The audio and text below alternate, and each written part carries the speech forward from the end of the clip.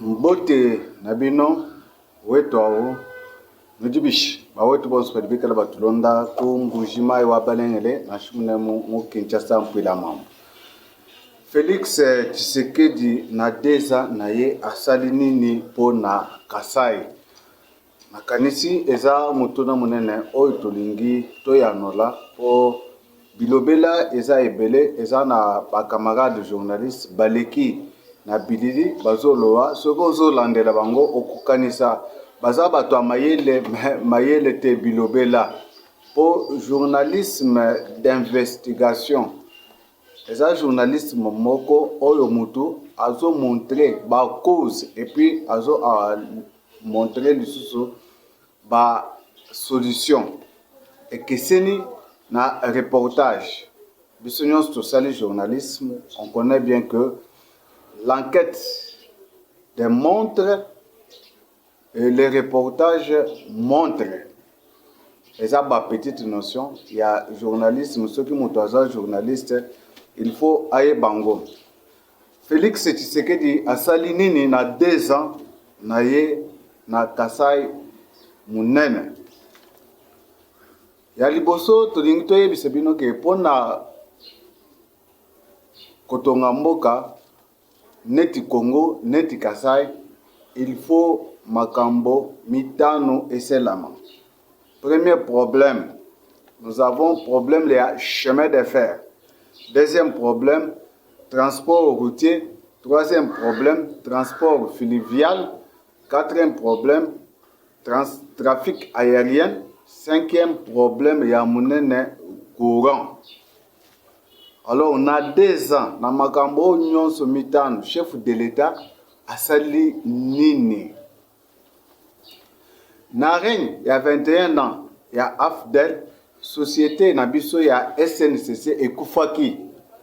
Avion Nabiso, il y a Dibindi. Avion, il y a Papa Ouetrafa. Et soit qui a problème ebele na bitumba ya est moyen na zonge la histoire ezate po batonyo so bayebi ba commerçant ya Kasai ba monaki pasi pona ba marchandise na bango elungwa Lubumbashi ekoma na Mbujimai Kananga ebele basalaki exode,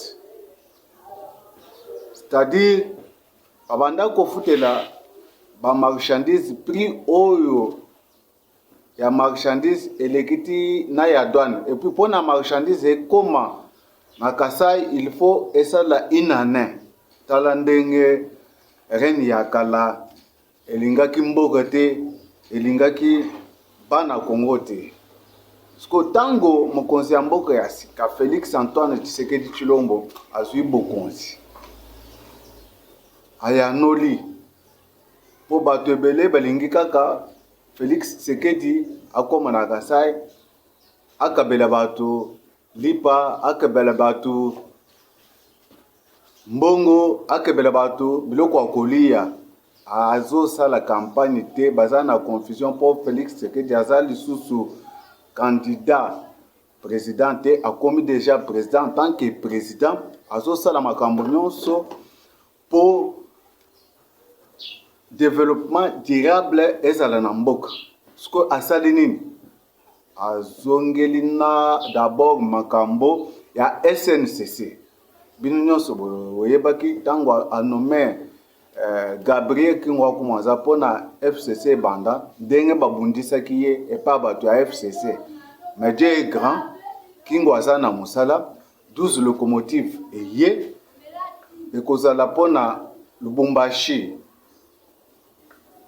Mwenedit Mbujimai parce que à partir ya Mbujimai bazo ya Mwenedit bazo zo marchandise bazo komisa na Kasai oriental et puis ezo panzana et puis ezo lekati na Kasai et puis à partir ya Kasai ba locomotive mususu ezawa na pona Kananga Mweka Ilebo aller retour.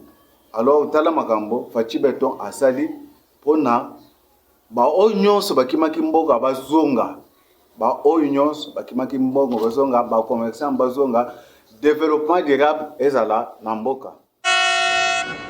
New Express Diamant Béton est un train courrier en confort VIP qui est le fruit des efforts du chef de l'État Félix Tshisekedi à travers son programme qui vise à moderniser et redresser la Société nationale des chemins de fer du Congo, SNCC. Selon certains hauts responsables de la SNCC Mouinididou qui n'ont pas voulu s'exprimer à notre micro, ces trains quitte la ville de Lubumbashi pour Mouinididou demain mercredi à 8h. Ces trains offrent un cadre aéré, climatisé, un restaurant avec un service de qualité, une électricité et une eau permanente, un écran vidéo pour chaque compartiment et des installations hygiéniques propres. Un très beau cadre pour les touristes. Les opérateurs économiques qui ne préfèrent pas voyager dans un encombrement. Voyager à bord de ces trains demande le remplissement de certaines conditions. En dehors de l'achat du billet, les voyageurs sont censés avoir un bagage à main ne dépassant pas 30 kg.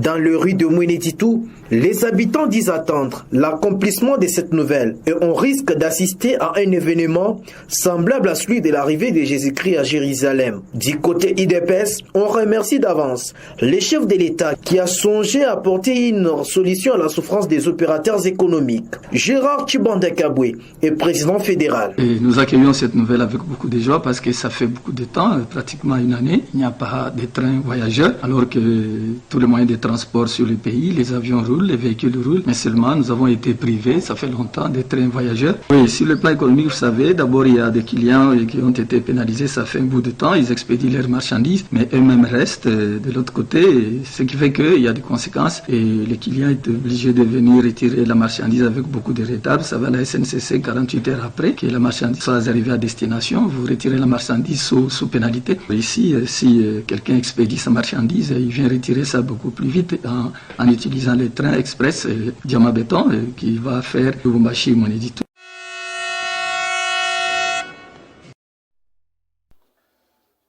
Pona makambo ya nzela pona ko désenclaver Grand Kasai eza masolo moko ebetami kala na gouverneur na biso ya kala Alex Kande Mupompa na gouverneur mususu Denis Kambai batuvaki solution ke Kasai munene eza enclavé, il faut ko désenclaver à partir ya banzela siko batuvaki solution pona ko fongola nzela ya Kalambambuji et puis ko sala ba port côté ya rivière Kasai eza masolo moko betamaki déjà kala mais sukaki na nzela tangu sikoyo mokonzi ya mboka ya sika Fachi Béton Félix azui pouvoir azongeli makambo oyo ekosaleke à partir ya Angola ba commerçant ba koko tisa biloko na bango sans problème wana a trouvé d'abord solution pour na makambo ya chemin de fer sikoyo solution eza na kati pour na makambo ya banzela non seulement makambo ya banzela dossier ya chute Katende eza na mesa ya mokonzi dossier ya chute Katende tala makambo ekosaleke lelo ulobi mboka na biso etelema ekende liboso tolanda résolu de commencer cette coopération par l'ouverture officielle des frontières et pour aller de l'avant, nous avons envisagé l'importation de nos biens à partir de la voie de Lobito. Pour cela, il faut des moyens, des infrastructures, tant du côté des frontières déjà ouvertes que des nouvelles frontières à ouvrir. Nous sommes un peu bloqués du côté de Chikapa par les projets de la BAD qui sont encore en chantier, qui vont permettre l'écoulement aisé des marchandises depuis Chikapa vers Kananga. Mais du côté de Kalambambuji, là, nous avons effectivement pris langue avec une société qui a pu, dans le cadre d'un partenariat public-privé, construire déjà ou procéder à l'ouverture de 200 premiers kilomètres qui vont jusqu'à Lueta. Et nous nous sommes également mis à commander des ponts qui sont arrivés, vous les avez vus hier. Avec ces ponts, nous allons facilement avoir la traversée facile sur les deux rivières, donc la rivière Lueta et la rivière Kasai. Dans cette machine de la recherche du salut du Kasaï occidental, le gouverneur implique l'Assemblée provinciale, les membres de son gouvernement, les services, mais aussi les investisseurs. Félix Tshisekedi aza kaka wana pona Kasaï te. Aza wana pona Congo mobimba po aza mokonzi ya Congo, nzamba yeko sala grâce azo piloter lisusu Afrique mobimba pona 2 ans. Alors nzamba pese mayele. Alors asali nini pona Congo mobimba kaka pona ko trouver solution. Ba oyo ba yebi histoire ou bien ba vandi na ba mikolo neti biso awa toyebi. Na histoire ba yebi biso que Henri Morton Stanley ayaka wa alobaki sans les chemins de fer Congo ekobongate Congo kokende liboso te. Bien sûr bazalaki na souci ya bapiye ba richesse na biso, mais en dehors de ça chemin de fer eza lisusu na musala ya kosonga biso du point de vue développement économique ya mboka. Siko nazo yebisa bino ke na vision munene au chef de l'État Azanango a signé contrat moko il y a 4 ans pour passer le chemin de fer ba TGV et banda et relier 16 gares et contourner Congo Mobimba. Eza bilobelete eza ba promesse te binomoko Boland. 25 millions de passagers par an, ainsi que des centaines de milliers de tonnes de marchandises. Il sera jalonné par 16 gares. Banana, Mwanda, Boma, Lukula, Tchela, Sekebanza, Matadi, Luozi, Songololo, Kimpese, Lukala, Banzangungu, Kisantu, Madimba, Kasangulu, Kinshasa. Sans un chemin de fer, le Congo ne vaut pas un penny, avait déclaré l'explorateur Henry Morton Stanley. Le TGV Kinshasa-Banana dynamisera l'économie du Congo central et de la ville-province de Kinshasa. Les matériaux de construction et l'approvisionnement en matières premières seront assurés par des entreprises congolaises. La durée des travaux sera de 4 ans. Le coût du projet sera d'1,6 milliard de dollars. Il s'agira d'un financement public-privé qui créera 6 000 emplois directs et 6 millions d'emplois indirects.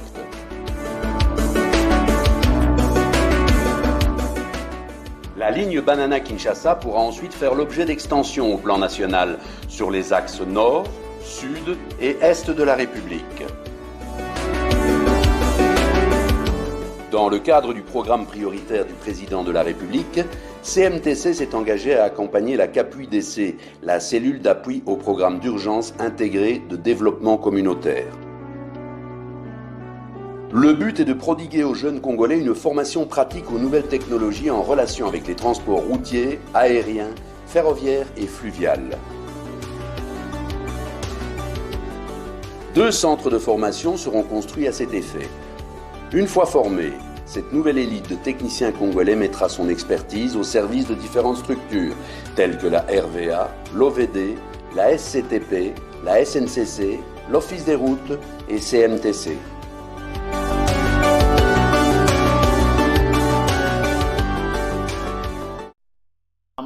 Namakambo aboy.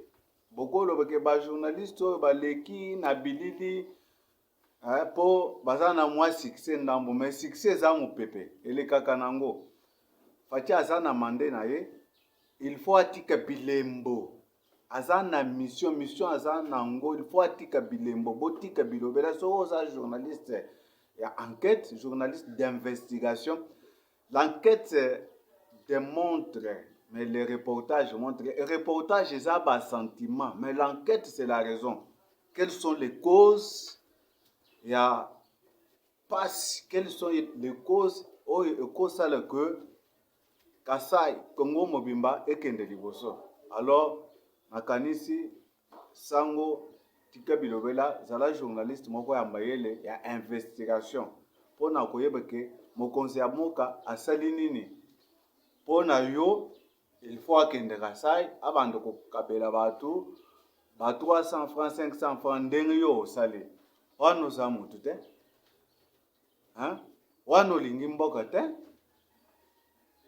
Fati asali ke chemin de fer ezonga biloko biloko ebele ezonga ba OVD ba Onatra ba biloko nyonso wana commerce ezala na Congo mobimba projet ya TGV ezonga pona Congo et décoller nakanisi ozwi mayele tika bilobele